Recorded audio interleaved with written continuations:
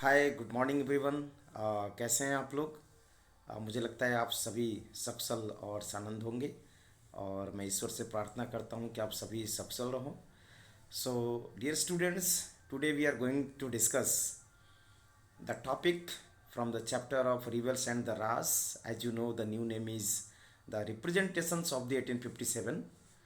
Today's topic will be the Awadhin revolt. आप सभी जानते हैं कि 1857 के विद्रोह में अवध में यह सबसे ज़्यादा व्यापक रहा। So whenever we talk about the revolt of 1857 without discussing Awadh, it will be incomplete. बिना अवध की चर्चा किए हमारी ये चर्चा कभी पूरी नहीं हो सकती है। और आज हम कोशिश करेंगे कि हम बाइलिंगुअल डिस्कस करें, ताकि हमारे students from both the medium will be benefited. So today we are going to discuss about the topic Awadh in revolt. Awadh में विद्रोह को आज हम डिस्कस करने जानते हैं। जैसा कि आप जानते हैं कि 1857 का विद्रोह जो मेरठ से शुरू हुआ, विद्रोही सिपाही दिल्ली पहुँचे और दिल्ली से उनको मुग़ल बादशाह बहादुर शाह जफ़र द्वितीय का साथ मिला और उसके बाद यह बड़ी तेज़ी से जिस इलाके में फैला वो उस समय का अवध कहलाता था, आज का उत्तर प्रदेश। सो ये इलाका जो है अवध का, इसमें सबसे ज़्यादा even British prime minister, not contemporary, that time Palmerston was the prime minister in Britain, but Disraeli who has quoted, because Disraeli was also the former prime minister of Britain, he has quoted once that the revolt of 1857 was national इन अवध। यानी अवध में 1857 का विद्रोह राष्ट्रीय था। तो कैसे राष्ट्रीय था, आइए इसको डिस्कस करते हैं, देखते हैं कि इतना वाइड स्प्रेड यह अवध में कैसे फैला। एक स्टेटमेंट है डलहौजी का। Dalhousie describe the kingdom of Awadh as a cherry that will drop into our mouth one day. उसको लगा कि ये ग्लास फल एक दिन हमारे ही मुंह में आकर गिरेगा। यानी अवध पर वो ललचाई दृष्टि से देखता था, उसकी गिद्ध दृष्टि थी अवध पे, वो अवध को मिलाना चाहता था। आप सभी जानते हैं कि डॉक्ट्रिन ऑफ लेफ्ट लेकर आया था और वो कितना गंभीर था, क्योंकि उसके बहुत सारे कारण थे। रेलवे डाक तार का विस्तार हो रहा था, अवध की मिट्टी कपास के लिए, गन्ना उगाने के लिए, नील की खेती के लिए बड़ी उपयोगी थी, एक बड़ा बाजार था। आज भी आप देख सकते हैं कि हमारा उत्तर प्रदेश यूरोप के कई देशों से बड़ा है। तो ये सारी चीज़ें उसको ललचा रही थी कि हम डायरेक्ट अपने शासन में रहें। So the annexation of Awadh in different stages, we are going to discuss its different stages. इन 1801 subsidiary alliance had been imposed on Awadh. Lord Wellesley, आप सभी जानते हैं कि 1801 में लॉर्ड वेलेस्ली ने भारत के कई राज्यों के साथ, यानी कई ऑटोनोमस स्टेट्स के साथ, उस समय स्वायत्त राज्यों के साथ उसने सहायक संधि की थी। It is known as subsidiary alliance, क्योंकि उसको उस समय नेपोलियन का भय था। यह वह जमाना था जब 1799 से 1815 तक नेपोलियन पूरे यूरोप में ब्रिटेन के पीछे हाथ धोकर पड़ा था। उसने कॉन्टिनेंटल सिस्टम को इंट्रोड्यूस किया था और ब्रिटेन को पूरे यूरोप से अलग करना चाहता था, यूरोप के बाजारों से अलग करना चाहता था। तो उस डर से भारत में जो उस समय के गवर्नर जनरल थे लॉर्ड वेलेस्ली, उन्होंने सब्सिडरी अलायंस इंट्रोड्यूस किया था। और ये एक ऐसा अलायंस था जिसके तहत जो भी भारतीय राज्य इस संधि को करते, उनको अपने यहाँ एक ब्रिटिश सेना रखनी पड़ती, एक रेजिडेंट होता, उसके देख रेख में उनका काम होता। और इस तरह से उस सेना के माध्यम से उन्होंने भारतीय राज्यों को, या भारतीय राज्यों का हम कहें तो निशस्त्रीकरण कर दिया, यानी उनका डिजार्मामेंट कर दिया। उन्होंने ऐसी स्थिति कर दी जिसमें सहायक संधि थोपने के साथ ही यह शर्त दी गई कि भारतीय राज्य अपनी सेना खत्म कर दें, रियासत में अंग्रेज टुकड़ियों की तैनाती करें और दरबार में मौजूद ब्रिटिश रेजिडेंट की सलाह पर काम करें। यानी सभी नवाबों को अपनी सैनिक ताकत से उन्होंने वंचित कर दिया। उन्होंने एक ऐसी नीति को चालू किया जिसके तहत उन्होंने भारतीय राज्यों को शक्तिहीन बना दिया। By the terms of this alliance, the Nawab had to disband his military force, allow the British to position their troops within the kingdom, and act in accordance with the advice of the British resident, who was now to be attached to the court. तो इस तरह से उन्होंने निहत्था कर दिया, कमजोर कर दिया. So by this the Nawab lost their control and became dependent upon the British. इसी के साथ नवाब की शक्ति जाती रही और वो ब्रिटिश पे निर्भर हो गए. यहाँ हम 3 चित्र देख रहे हैं. एक नवाब वाजिद अली शाह हैं, एक उनकी बेगम हजरत महल हैं जो विद्रोह के एक नेता के रूप में बड़ी प्रसिद्धि पाई उन्होंने नाना साहब, झांसी की रानी इत्यादि के साथ. और तीसरे जो तस्वीर है वो उनका लड़का बिरजेश कादर का है. आप उनको इन तस्वीरों के माध्यम से देख सकते हैं कि किस तरह से उन्होंने इस विद्रोह का में जहाँ बेगम हजरत महल ने इस विद्रोह का नेतृत्व किया, वहीं वाजिद अली शाह की सत्ता समाप्त कर दी गई और वहीं बिरजेश कादर जो उनके पुत्र थे उनको वो अधिकार नहीं मिला जिससे कि वो राजा बनते. उन्हें राजा के अधिकार से, नवाब के अधिकार से वंचित कर दिया गया. तो ये तीनों हैं यहाँ पे, और जिस तीनों के बारे में हम यहाँ पे अभी डिस्कस कर रहे थे. आगे हम देखेंगे कि but it was not enough as Awadh soil was good for growing indigo and cotton and was ideally located for trade. So they came to acquire this area. Question is there why Britishers were so interested, why Lord Dalhousie was so interested to annex Awadh. क्योंकि वहां पे दत्तक पुत्र वाला शर्त काम नहीं कर रहा है. वहां पे राजा के अपने पुत्र का जन्म हो जाता है. फिर भी उन्होंने मिस गवर्नेंस के नाम पे, मॉल एडमिनिस्ट्रेशन के नाम पे उसका एनेक्सेशन किया, क्योंकि अवध की जो मिट्टी थी that was very good for growing indigo and cotton. नील और कपास के लिए बड़ी उपयुक्त भूमि थी और व्यापार के लिए भी इसकी स्थिति बहुत अच्छी थी. काफ़ी अच्छी जनसंख्या थी. तो जनसंख्या के साथ लोग कंज्यूमर होते हैं, उपभोक्ता होते हैं. So they came to acquire this area. Finally it was annexed on the grounds of Mal administration in 1856 by Lord Dalhousie and dethroned the Nawab Wajid Ali Shah. Finally उन्होंने इसको एनेक्सेशन कर लिया मॉल एडमिनिस्ट्रेशन के नाम पे और नवाब को गद्दी से उतार दिया. जबकि whatever the mall administration was there, that was only because of the Britishers, because through the imposition of subsidiary alliance our rulers became like puppet, they lost their power. तो उन्होंने वो एक तरह से कठपुतली बना दिया था सहायक संधि के बाद से.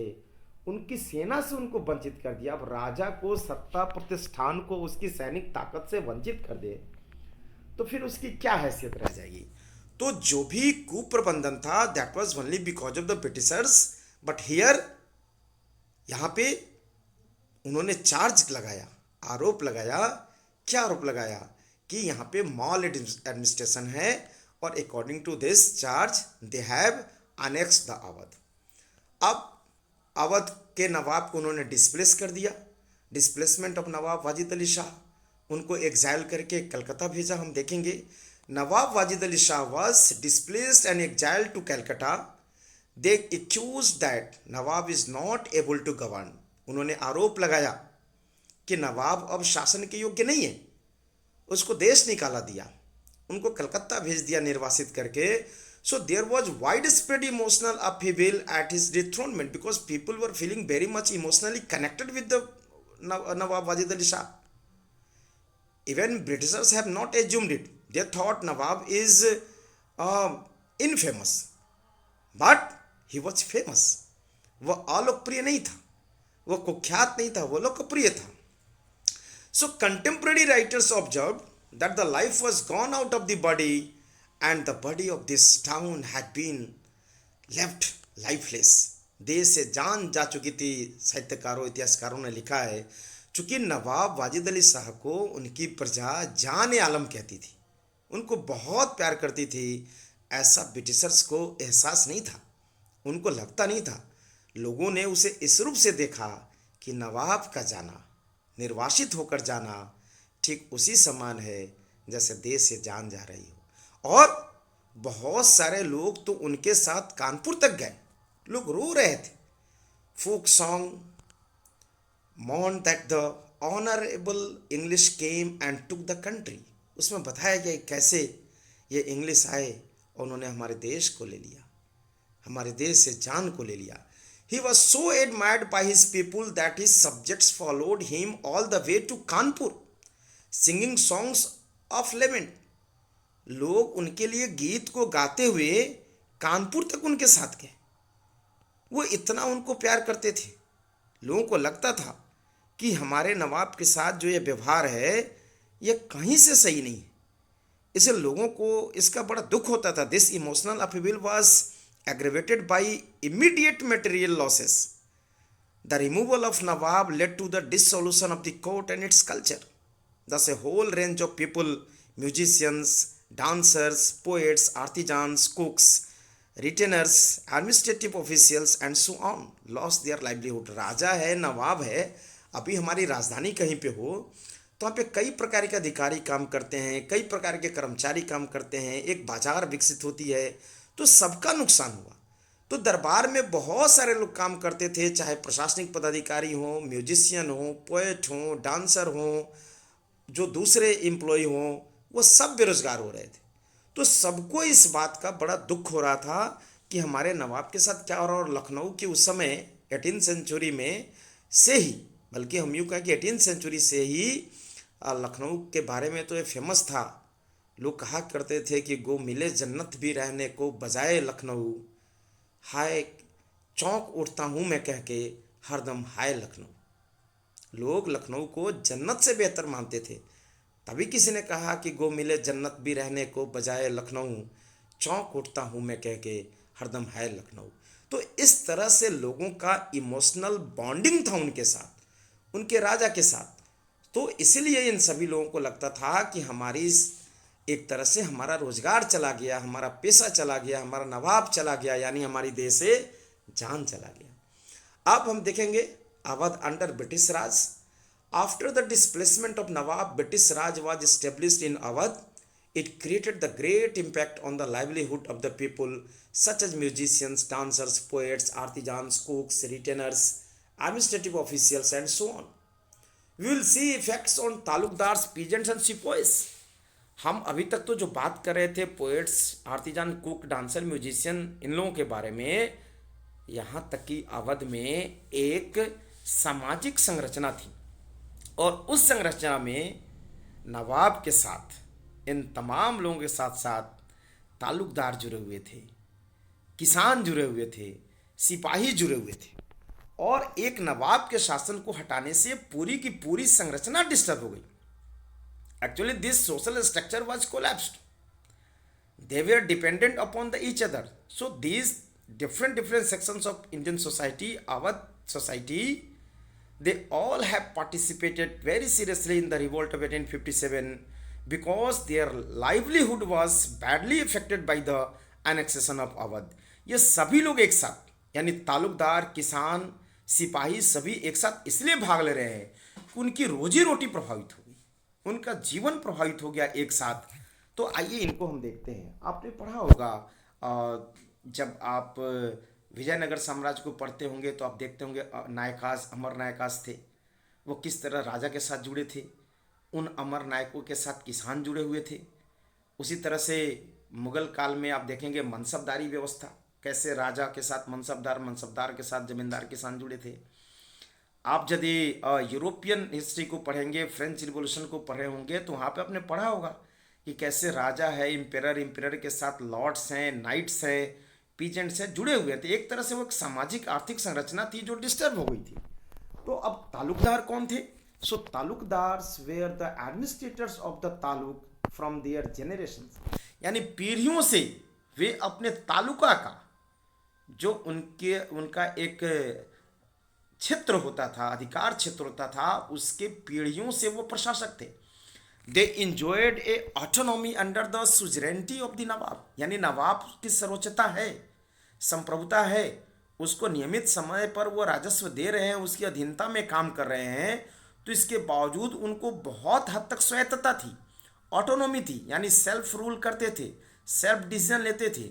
नवाब के अधीन वो थे, उनकी संप्रभुता सर्वोच्चता को स्वीकार करते थे, उनको निश्चित राजस्व की दर देते थे, उसके बाद उनको अपने क्षेत्र में प्रशासन में काफ़ी स्वायत्ता मिली हुई थी।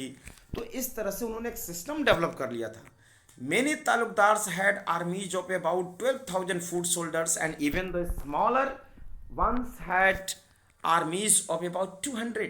बहुत ऐसे भी तालुकदार थे जिसके पास 12,000, even 12,000 foot soldiers they have, and even the smaller ones had armies about 200, यानी छोटे से छोटे उसको भी 200 सिपाही रखता है, बड़े से बड़े 12,000 तक पैदल सेना। आप समझ सकते हैं उस समय 12,000 की पैदल सेना तो कई राज्यों की होती थी। They also have their own large states and fort, उनकी बड़ी संपत्तियां जागीर होती थी, अपनी किला होते थे, बड़े मजबूत होते थे।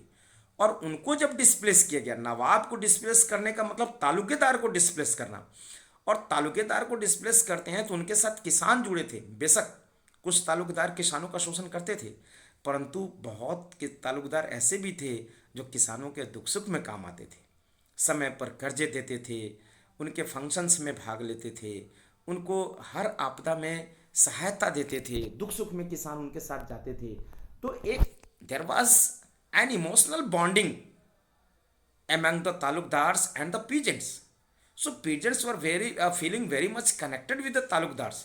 So with the displacement of Nawab was the displacement of Talukedar.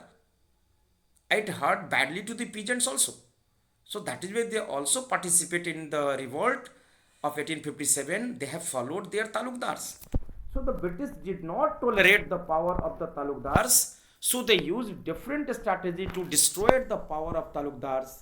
They were disarmed and their best forts were destroyed. उन्होंने अलग अलग स्टेप लेकर के अलग अलग नीतियों के माध्यम से उनका निशस्त्रीकरण किया, उनको शस्त्र विहीन किया, उनके उनके किला से वंचित कर दिया, उसको विनष्ट कर दिया। They introduced the new revenue system known as summary settlement in 1856। इसको एक मुश्त बंदोबस्त कहा जाता है। ब्रिटिशर्स ने 1856 में एक नया राजस्व बंदोबस्त किया जिसको समरी सेटलमेंट कहते हैं। According to this, the land was taken from the talukdars because Britishers blamed that they had acquired the land by force and fraud. उन्होंने तालुकदार को जमीन का मालिक मानने से इनकार कर दिया, जमीन पर से उनके अधिकार को ले लिया। According to Britishers, now taluqdars were not the owner of land. So उनको उनके जमीन के मालिकाना हक, ओनरशिप से वंचित कर दिया। उनको लगता था कि नहीं, this Talukdar had acquired the land through force and fraud. उन्होंने फोर्स और फ्रॉड से, यानी एक तरह से धोखाधड़ी से और अपनी ताकत से उन्होंने जमीन को हथियाया है। By this settlement, British told that they will settle the land with the owners of land and reduce their exploitation. उन्होंने कहा कि नहीं, अब हम किसानों से कर रहे हैं, जो उसके असली मालिक हैं, हम उनके शोषण को कम कर रहे हैं। They were claiming that they were now settle the land revenue with the real owner of land. उन्होंने रियल ओनर ऑफ लैंड के साथ सेटलमेंट किया है, हम उसको एक्सप्लॉयटेशन से हटा रहे हैं। यार उन्होंने बता रहा है कि हम उस ओनर्स को लैंड एंड उसके अदर एक्सप्लॉयटेशन जो हो रहे थे उसको हम एक तरह से उस एक्सप्लॉयटेशन से बचा रहे हैं। They also wanted to increase the revenue returns to the state, और वो और चाहते थे कि राज्य की आमदनी बढ़े। Britishers always try to increase the revenue returns to the state, not for the development of a state, not for their welfare scheme, not for their infrastructural projects. This was only for their economic profit. They wanted to exploit our economy, and that is why they have adopted the policy under which drain of wealth was happened in India. उस policy के तहत भारत में drain of wealth हुआ, यहाँ के धन का निकास हुआ, यहाँ से धन लेकर के वो ब्रिटेन को भेजते हैं। Because all of you know the nature and character of colonial rule is always has been exploitative. जो नेचर और कैरेक्टर है कॉलोनियल रूल का वो हमेशा से एक्सप्लॉयटेटिव रहा है। So but in actual practice this did not happen. Although the revenues increased, the burden on the peasant did not reduce. वे क्लेम कर रहे हैं, they were claiming that we have reduce the burden of peasants, but in real sense, as a matter of fact, they have increased the revenue. So in this way, this burden was not reduced. Actually, it was increased. So that is why peasants were not happy with this kind of settlement. So officials soon found out that there was increase in revenue rates from 30 to 70% and large areas of Awadh were happily overassessed. तो इसलिए बहुत शीघ्र यह महसूस कर लिया किसानों ने कि हमारा दुख दूर नहीं हुआ, हम पे राजस्व की दर ज़्यादा थोप दिया गया, तालुकेदार जितना लेते थे उससे ज़्यादा 30 to 70% इट वॉज इंक्रीज्ड। तो और ओवर एसेस्ड यानी अधिक मूल्यांकन वो कर रहे थे, जो असेसमेंट कर रहे थे उन्होंने भू राजस्व का, उस असेसमेंट में उन्होंने ज़्यादा असेसमेंट किया और लैंड रेवेन्यू ज़्यादा इम्पोज किया। Now peasants and talukdars, so in pre British times peasant and talukdars were ties with loyalty and patronage.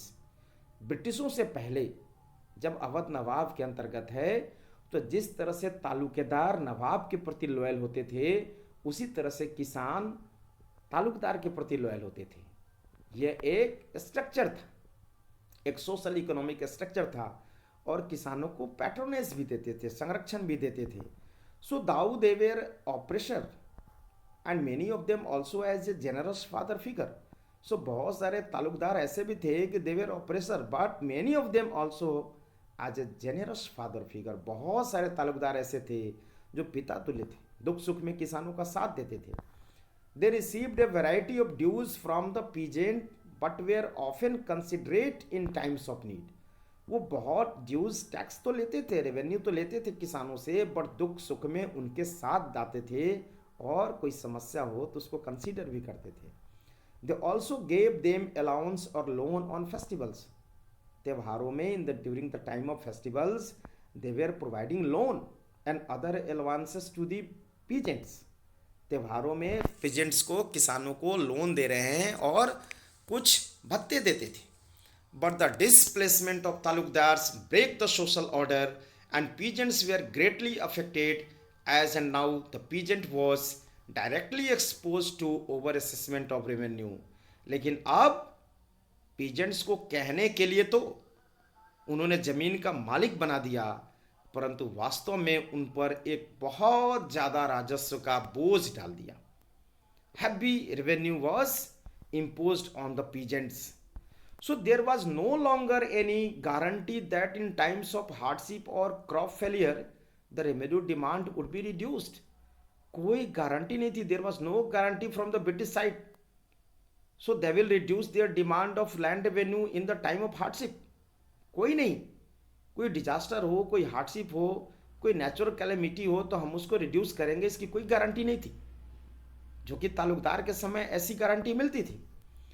सो इससे भी किसान बहुत नाराज थे, उनको लगा कि क्रॉप फेलियर में हमारा कोई भी राहत नहीं होगा और कलेक्शन हमारा पोस्टपोन नहीं होगा, revenue collection will not be postpone even during the crop failure of and any other hardship, कुछ नहीं होने वाला है। So they would not get the loan in times of festivities. So अब now these Britishers were not providing them loan in times of any need or festivities. So peasant largely supported to the rebels when occurred in 1857 in Lucknow. इसीलिए किसान सिपाहियों के साथ, तालुकदार के साथ, नवाब के साथ, बेगम हजरत महल के साथ जुड़ करके विद्रोह में शामिल हो गए, क्योंकि इन तमाम कारणों की वजह से वे नाराज थे। Now Indian sepoys, we are going to understand the connection of Indian sepoys with the peasants of the Awadh. हम अवध के पीजेंट के साथ सिपोइस को, even today the many soldiers in Indian army are from the farmer family, peasant family. अभी भी हमारे देश में आर्मी में, सेना में ज़्यादातर लोग किसानों के बेटे, किसान परिवार से जाते हैं। Many soldiers in our Indian army belong from the peasant family, farmer family. So that time also, so sepoys were recruited in large scale from the villages of Awadh. So Awadh was called the nursery of the Bengal army. Awadh को Bengal army का पौधशाला कहा जाता था, क्योंकि वहाँ के किसान परिवार से बहुत ज़्यादा सिपाही भर्ती होते थे। Initially their relations with Britishers were good. शुरू में ब्रिटिशर्स के साथ हमने पहले भी डिस्कस किया है। रिवोल्ट से पहले शुरुआती दिनों में ब्रिटिश लोग इन सिपाहियों के साथ दोस्ताना व्यवहार रखते थे, साथ में खाना पीना, घूमना, शिकार पर जाना, खेलना कूदना। लेकिन ये सब बाद में बंद हो गया और उनके साथ डिस्क्रिमिनेशन होने लगा। Even racial discrimination had taken place. तो ये सब था। So before revolt Indian sepoys were the good friend of British officers. They were often played with them and also know Hindi and follow their customs and traditions. They were regarded as disciplinarian and father figure. So पहले शुरू में initial phase में जो British अधिकारी थे सेना के, वो भारतीय सिपाहियों के साथ दोस्ताना व्यवहार रखते थे, उनके साथ खेलते थे, उनकी परंपरा धर्म का सम्मान करते थे, हिंदी सीखते थे, बोलते थे। They were trying to learn Hindi and speak Hindi. वो हिंदी बोलना और सीखना की कोशिश करते थे, इसलिए उनकी इज्जत थी। बट आफ्टर 1840s, जब 1840s में आते हैं तो जो बंगाल को जीतने का अभियान 1757 के पलासी और 1764 के बक्सर के साथ शुरू हुआ, वो 1840 के दशक आते आते पूरा हो गया। So but after 1840s this relationship underwent a drastic change and trust was replaced by suspicion. अब डिस्ट्रस्ट हो गया। पहले ट्रस्ट है और अब डिस्ट्रस्ट हो गया। जो विश्वास है वो आपस में अविश्वास हो गया।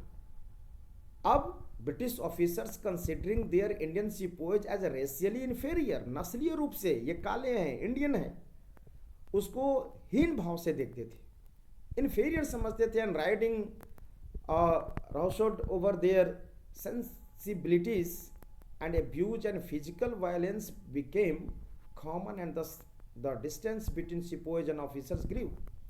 तो धीरे धीरे समय आने के साथ साथ एक ऐसा माहौल हो गया कि कई बार तो ऐसा होता था कि नस्लीय रूप से हीन समझते थे और शिकार के दौरान ऐसी भी दुर्घटनाएं होती थी कि वो शिकार कर रहे हैं और कोई भारतीय को लग जाए गोली, भारतीय सिपाही को लग जाए, ऐसा भी होता था। गाली देना, फिजिकल वायलेंस करना, ये सब बड़ा कॉमन हो गया था। So in this way now there was a gap between the Indian sepoys and their British officers. अब एक गैप बन रहा था और उस गैप को ये पूरा करने का प्रयास नहीं करते। Were not trying to fill the gap. Now sepoys and the peasants, as we know that the sepoys were recruited from different villages. Majority of the sepoys of the Bengal army were recruited from the villages of Awadh and eastern Uttar Pradesh. So Awadh was called as nursery of the Bengal army. They worried about the changes created in rural areas and also discussed the problems. जो अवध के annexation से समस्या हो रही है वो उनके इनके सिपाहियों के पिता किसान होते थे, किसान परिवार से बिलोंग करते थे। तो whatever the problems of peasants was the problem of sepoys also, because they were emotionally connected with their families. They heard about this all discriminations and exploitations. ये सब वो जानते थे, इस भेदभाव को और शोषण को सुनते थे।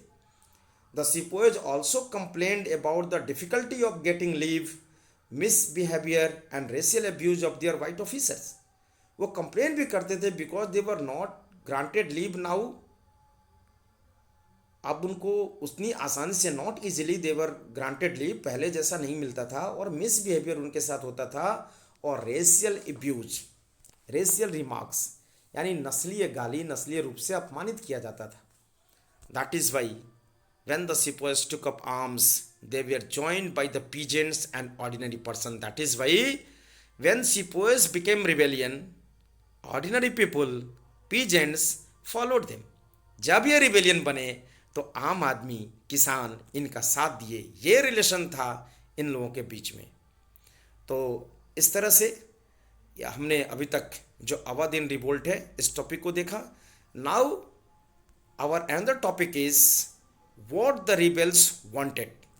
ये विद्रोही क्या चाहते थे, विद्रोहियों की क्या इच्छा थी। So most of the evidences, इसका सोर्स क्या है? Most of the evidences and sources of rebellion are produced and circulated by the Britishers, in which they represented the rebels as a bunch of ungrateful and barbaric people. जितने भी source है, देखिए इतिहास में एक बात हमेशा याद रखना है कि जो सरकारी स्रोत होते हैं, जो गवर्नमेंट सोर्स होता है, उस पर हम यदि भरोसा करें तो सच्चा इतिहास हमारे सामने नहीं आता। हमारे लिए भगत सिंह शहीद आजम है, अमर शहीद है, एक महान क्रांतिकारी है, पर ब्रिटिशों के नज़र में वो एक आतंकवादी थे, वो एक अपराधी थे। उस सरकारी इतिहास में सरकार का पक्ष रखा जाता था, किसानों का पक्ष नहीं। और उसमें भी ब्रिटिशर्स जो विदेशी हैं, तो निश्चित रूप से उन्होंने हमारे विद्रोहियों को एक तरह से कृतघ्न बताया, असभ्य बताया, बर्बर बताया। We have very little sources of rebels prospective as most of them we are illiterate. हमारे पास जो 1857 के विद्रोह का साक्ष्य है, जो स्रोत है, वो ज़्यादातर सरकारी दस्तावेज है जो पक्षपातपूर्ण है। This all are biased. उसमें ब्रिटिशर्स का अप्रोच है, their perspectives are there, not the perspectives of the rebellions. जो रिबेल्स हैं, जो रिबेलियंस हैं, उनका पर्सपेक्टिव नहीं है। और most of them we are illiterate. वो पढ़े लिखे नहीं थे कि उतने एविडेंस को बनाए लिखे उसके बारे में। डिस्पाइट दैट, बावजूद इसके, though many proclamations and ishtehars notifications were issued by the rebels which focused on their desires and wishes. फिर भी हमारे पास कुछ सबूत हैं जिसमें जो प्रोक्लेमेशन है, इश्तेहार हैं, नोटिफिकेशंस हैं, पोस्टर्स हैं, उसमें उन्होंने अपनी इच्छाओं को, अपनी आकांक्षाओं को, अपने डिजायर को, अपने विशेष को, अपने एस्पिरेशंस को एक्सप्रेस किया है। We also come to know about their desires by established new rule and authority on the conquered areas. उन्होंने ये भी बताया है, इसके थ्रू हम ये भी जानते हैं कि उनकी इच्छा क्या थी नए रूल के प्रति, अथॉरिटी के प्रति, उस एरिया में जिसको उन्होंने कन्क्वेर किया था। So now the vision of unity, एकता की भावना कैसे थी, एकता की दृष्टि क्या थी। So the vision of unity was clearly visible in the proclamations and ishtehars notifications which are issued by rebel leaders show. For example, the Azamgarh proclamations of 25 अगस्त 1857। एक इश्तिहार का एग्जाम्पल हमारे सामने है, आजमगढ़ प्रोक्लेमेशन 25 अगस्त 1857 का, उसको देखते हैं। उसके माध्यम से भी हम उनके विचारों को जानते हैं कि कैसे वो आपस में एकता की कल्पना कर रहे थे। यहाँ पे आप देख सकते हैं, इस इलाके को इस मैप में देख सकते हैं, और इसके थ्रू आप देख सकते हैं कि जो विद्रोह का क्षेत्र है वह दिल्ली के करीब में लखनऊ, बनारस, पटना, इलाहाबाद, इस सब इलाकों को देख सकते हैं जहाँ विद्रोह बड़ा तेज़ गति से फैला था।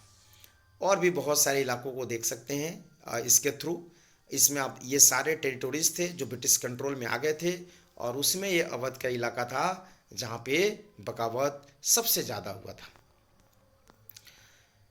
The rebels tried to get the support of all sections of the society, irrespective of their caste and creed, by presenting the forefront memories of the pre-British Hindu and Muslim past. विद्रोही चाहते थे कि अंग्रेजों से पहले का जो pre British हमारा जो कॉमन कल्चर रहा है, हमारा जो कॉमन एक तरह से विरासत रहा है, एक साझी विरासत रही है, उसको प्रस्तुत करने का प्रयास कर रहे थे। उस यादों को, उस लम्हों को वो प्रेजेंट कर रहे थे, और उसमें हमारे डिफरेंट सेक्शन ऑफ सोसाइटी के बीच में किस तरह से आपस में समर्थन था, इसको बनाने का प्रयास कर रहे थे, उदाहरण दे रहे थे, जिससे हम बिना किसी भेदभाव के अपने साझे अतीत के साथ साझे रूप से जुड़े और साझा प्रयास करके ब्रिटिशों को हटा करके अपना साझा भविष्य बनाए। The proclamation issued by Bahadur Shah appealed to the people to join the fight under the standards of both Muhammad and Mahavir। पहले भी हमने चर्चा किया कि मोहम्मद और महावीर के नाम की दुहाई दे रहे थे कि हिंदू मुसलमान एक होइए और एक होकर के इस ब्रिटिश राज का खात्मा कीजिए। The British attempt to create a wedge between them, but the rebels tried to materialize their vision of unity। British बहुत कोशिश की कि इनमें हम किसी तरह से इनमें अलगाव लाएं, परंतु जो विजन ऑफ यूनिटी था इनका, इस मजबूत विजन के साथ उन्होंने आपस में मिलजुल कर विद्रोह किया। Rebels declared that the British policies dispossessed landlords, peasants, weavers, artisans, Indian sepoys. Actually through the British colonial rule, these all different sections of Indian societies were exploited. So this was being presented here. They tried to convey this message to the Indian people, Indian masses, that this British rule is very exploitative and they suppressed all of us, no matter from which caste, creed, community and area we belong from. कोई मतलब नहीं कि हम कहाँ से belong करते हैं, चाहे लैंडलॉर्ड हों, पीजेंट हों, वीवर हों, आर्टिजान हों, इंडियन सिपाही हों, यानी ज़मींदार, किसान, जो कपड़ा बिनने वाले जो जाति थी वो हों, दस्तकार हों, भारत के सिपाही हों, सबको वो डिप्रेस